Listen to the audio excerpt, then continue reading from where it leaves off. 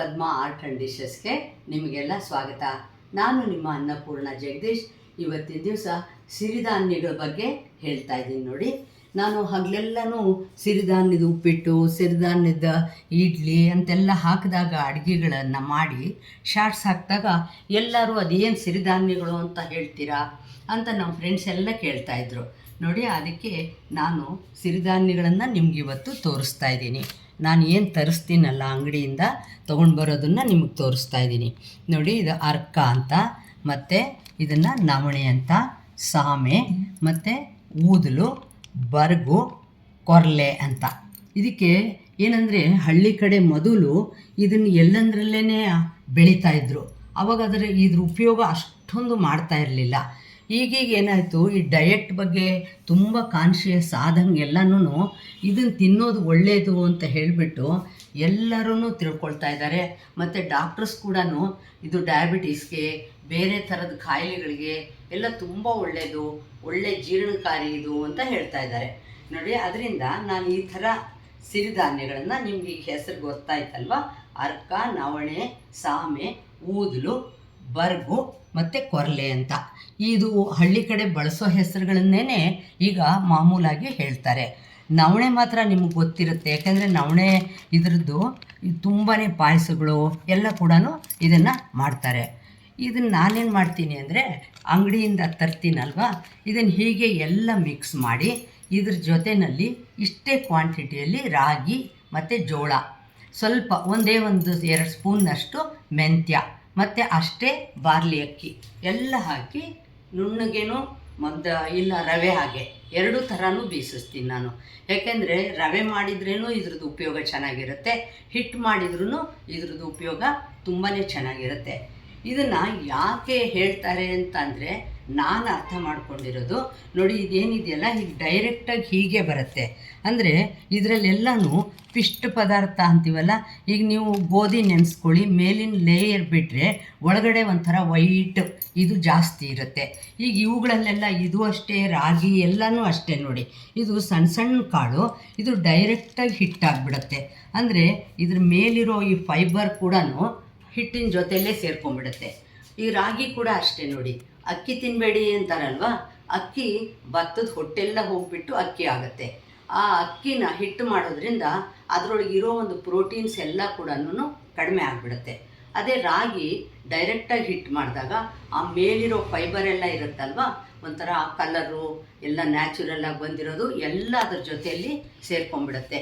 Even ಜೋಳ ಕೂಡ ಅಷ್ಟೇ ನೋಡಿ. ಜೋಳದ ರೊಟ್ಟಿ ತುಂಬ ಒಳ್ಳೆಯದು ಅಂತ ಹೇಳ್ತಾರಲ್ವ, ಜೋಳ ಕೂಡ ಅಷ್ಟೇ. ಮೇಲಿನ ಒಂದು ಲೇಯರ್ ಇರುತ್ತಲ್ಲ ಅದೇ ಜಾಸ್ತಿ ಇದ್ದು ಒಳಗಡೆ ಇರೋ ಪಿಷ್ಟ ಪದಾರ್ಥ ಅಂತ ನಾವೇನು ಕರಿತೀವಿ ಅದು ತುಂಬ ಕಡಿಮೆ ಇರುತ್ತೆ. ಅದಕ್ಕೆ ನೀವು ಈ ಥರ ಇದನ್ನು ಬೀಸೋದ್ರಿಂದ ತುಂಬಾ ಇದು ಹೆಲ್ತ್ಗೆ, ಏನು ಡಯಟ್ ಕಾನ್ಷಿಯಸ್ ಇರೋರಿಗೆ ಅಂತ ಏನಲ್ಲ, ಎಲ್ಲರಿಗೂ ಕೂಡ ಇದು ತುಂಬ ಒಳ್ಳೆಯದು. ಮಕ್ಳಿಗೆ ಕೂಡ ಇದು ತುಂಬಾ ಒಳ್ಳೆಯದು. ನೀವು ಇವಾಗ ಮಕ್ಳಿಗೆ ಕೊಡಬೇಕಾದ್ರೆ ಇದನ್ನು ನೀವು ನಿಧಾನವಾಗಿ ಹುರಿದ್ಬಿಟ್ಟು ಇದನ್ನು ಹಿಟ್ಟು ಮಾಡ್ಬೋದು. ಹಿಟ್ಟು ಮಾಡಿ ಅವರಿಗೆ ಯಾವ ಥರ ಇಷ್ಟ ಆಗುತ್ತೆ ಆ ಥರ ನೀವು ಸ್ವೀಟು ಬೆಲ್ಲ ಬೆರೆಸಿ ಸಣ್ಣ ಸಣ್ಣ ಉಂಡೆಗಳು ಮಾಡಿ ಆ ಥರ ಕೂಡ ಕೊಡ್ಬೋದು. ಇಲ್ಲಾಂದರೆ ನಾನು ಮಾತ್ರ ಏನು ಮಾಡ್ತೀನಿ ಅಂದರೆ ಇದನ್ನೆಲ್ಲ ನಿಮ್ಗೆ ಹೇಳಿದ್ನಲ್ಲ, ಇದೇ ಕ್ವಾಂಟಿಟಿಯಲ್ಲಿ ರಾಗಿನೂ ಬೆರೆಸ್ತೀನಿ ಮತ್ತು ಜೋಳನೂ ಬೆರೆಸ್ತೀನಿ. ಒಂದು ಸ್ವಲ್ಪ ಬಾರ್ಲಿ ಅಕ್ಕಿ ಮತ್ತು ಮೆಂತ್ಯ ಇಷ್ಟು ಹಾಕಿಬಿಟ್ಟು ಇದನ್ನು ರವೆ ಥರ ಒಡಿಸಿದಾಗ ನಾನು ಆ ರವೆನೇನು ಮಾಡ್ತೀನಿ ಅಂದರೆ ಇವಾಗ ಇಡ್ಲಿ ಮಾಡಬೇಕಾದ್ರೆ ಆ ರವೆನ ಅದನ್ನೇ ಉದ್ದಿನಬೇಳೆ ಜೊತೆಯಲ್ಲಿ ಬೆರೆಸ್ಬಿಟ್ಟು ಇಡ್ಲಿ ಮಾಡ್ತೀನಿ. ಆ ಹಿಟ್ಟಿರುತ್ತಲ್ವ, ಆ ಹಿಟ್ಟನ್ನು ಕಲಸಿದ್ರೆ ಅದ್ರ ಜೊತೆಯಲ್ಲಿ ಆ ರವೆನೂ ಬೆರೆಸಿ ನೆನೆಸಿಟ್ಬಿಟ್ಟು ಅದಕ್ಕೆ ನಾನು ದೋಸೆ ಮಾಡ್ಬೋದು. ಮತ್ತು ಅದೇ ಥರ ಅದೇ ಹಿಟ್ಟನ್ನು ನಾನು ಚಪಾತಿ ಹಿಟ್ಟಿನ ಥರ ಕಲಸಿ ಚಪಾತಿಗಳು ಕೂಡ ಮಾಡ್ತೀನಿ ನೋಡಿ. ಇವಾಗ ನಿಮ್ಗೆ ಏನಾಗುತ್ತೆ ಅಂದರೆ ಇದನ್ನು ಯಾವ್ಯಾವ ಥರ ಉಪಯೋಗಿಸ್ಬೋದು ಅನ್ನೋದನ್ನು ನಾನು ಹೇಳ್ತಾ ಇದ್ದೀನಿ ನೋಡಿ. ಇವಾಗ ಇದು ಹೇಳಿದೆ ಅಲ್ವಾ, ಇಡ್ಲಿ, ದೋಸೆ, ಚಪಾತಿ, ಉಪ್ಪಿಟ್ಟಂತೂ ಎಷ್ಟು ಚೆನ್ನಾಗಿರುತ್ತೆ ಗೊತ್ತಾ. ನೀವು ಯಾವ ತರಕಾರಿ ಆದರೂ ಬೆರೆಸ್ಬಿಟ್ಟು ಇದನ್ನು ಉಪ್ಪಿಟ್ಟು ಥರ ನೀವು ಮಾಡ್ಬೋದು. ಮತ್ತು ಬಿಸಿಬೇಳೆ ಬಾತ್ ಮಾಡ್ಬೋದು, ಮತ್ತು ಟೊಮೆಟೊ ಬಾತ್ ಥರನೂ ಮಾಡ್ಬೋದು. ಮತ್ತು ಇದು ಇನ್ನೊಂದೇನು ಗೊತ್ತಾ, ನೀವು ಇದು ಯಾವುದೇ ಇದಾಗಿರಲಿ ಸಿರಿಧಾನ್ಯನ ಹಾಗೆ ಬೇಯಿಸ್ಬಿಟ್ಟು, ಅಂದರೆ ಮಾಮೂಲು ಅನ್ನ ಮಾಡ್ತೀರಲ್ವ ನೀವು, ಅದೇ ಥರ ಮಾಡಿಬಿಟ್ಟು ಅದಕ್ಕೆ ಸಾಂಬಾರು, ರಸಮ್ಮು ಎಲ್ಲ ಆ ಥರನೂ ನೀವು ಮಾಡ್ಬೋದು. ಮತ್ತು ಇದಕ್ಕೆ ಬೆಲ್ಲ ಬೆರೆಸಿ ಹೇಳಿದೆ ಅಲ್ವಾ, ತುಪ್ಪ ಹಾಕಿಬಿಟ್ಟು ಉಂಡೆ ಕಟ್ಟಿದರೆ ತುಂಬಾ ಚೆನ್ನಾಗಿರುತ್ತೆ. ಅಂದರೆ ಇದು ಯಾವ ಥರ ತಿನ್ನೋದಪ್ಪ ಅನ್ನೋ ಥರ ಯೋಚನೆ ಆಗಿರುತ್ತಲ್ವ. ನೀವು ಹಾಗೇನು ಅಂದ್ಕೊಳ್ಬೇಕಾಗಿಲ್ಲ. ಇದ್ರ ಜೊತೇಲಿ ಸ್ವಲ್ಪ ಹೆಸರುಬೇಳೆ ಬೆರೆಸಿ ಪೊಂಗಲ್ ಮಾಡ್ಬೋದು ನೋಡಿ. ಇದು ಇನ್ನೇನು ಯಾವ ಥರ ಆದರೂ ತಿನ್ಬೋದಲ್ವ ನೀವು ಇದನ್ನು. ಅದಕ್ಕೆ ನಾನು ಹೇಳೋದು ನೋಡಿ, ಸಿರಿಧಾನ್ಯ ಅಂತ ಮೂಗು ಮುರಿಯೋ ಅಷ್ಟು ಇಲ್ಲವೇ ಇಲ್ಲ. ಇದನ್ನು ನೀವು ಅಂಗಡಿಗೆ ಹೋದಾಗ ಎಲ್ಲ ಒಂದು ಅರ್ಧ kg ತೊಗೊಂಡು ಬನ್ನಿ. ಇದು ಆರೋಗ್ಯಕ್ಕೆ ಒಳ್ಳೆಯದು ಅಂತ ಈಗ ಎಷ್ಟೋ ಮಾಡ್ತೀವಲ್ವ. ಅದರಿಂದ ನೀವು ಇದು ಇನ್ನೊಂದು ಗೊತ್ತಾ ನಿಮಗೆ, ಡಯಾಬಿಟಿಸ್ಗಂತೂ ಇದು ತುಂಬಾ ಒಳ್ಳೆಯದು ಈ ಧಾನ್ಯಗಳು. ಸುಮಾರು ಜನ ಹೇಳ್ತಾರೆ ಇದನ್ನು ತಿನ್ನೋಕ್ಕೆ ಶುರು ಮಾಡಿದ ಮೇಲೆ ನಮಗೆ ಮಾತ್ರೆಗಳೇ ಬಿಡ್ತಾ ಇದ್ದೀವಿ ಅಂಥೇಳಿ. ಮತ್ತು ಇದ್ರದ್ದು ಬಿಸಿಬೇಳೆಭಾತು, ಪೊಂಗಲ್ಲು, ಪಲಾವು ಯಾವ್ದು ಬೇಕಾದರೂ ನೀವು ಇದರಿಂದ ಮಾಡ್ಬೋದು. ಅಂದಮೇಲೆ ನೋಡಿ, ಇದಿಷ್ಟು ಉಪಯೋಗ ಆಗಿ ಅಂತ ಗೊತ್ತಾದ ಮೇಲೆ ನೀವು ಖಂಡಿತ ತರ್ತೀರಾ ಅಂದ್ಕೊಂಡಿದ್ದೀನಿ.